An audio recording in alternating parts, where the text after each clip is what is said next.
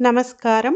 అరుణాచల పుణ్యక్షేత్రంలో అరుణగిరి చుట్టూ ఎన్నో మహిమాన్విత శక్తి కేంద్రాలు నెలవై ఉన్నాయి. వాటిలో ప్రసిద్ధమైన మరియు సాక్షాత్తు పార్వతీదేవి అవతారమైన పచ్చయ్యమ్మన్ ఆలయం గురించి చాలామందికి తెలియకపోవచ్చు. పచ్చయ్యమ్మన్ అమ్మవారు సాక్షాత్తు పార్వతీదేవి అంశ. పార్వతీదేవి పచ్చయ్యమ్మన్ పేరుతో ఈ క్షేత్రంలో వెలసిన వైనం గురించి ఒక కథ ప్రచారంలో ఉంది.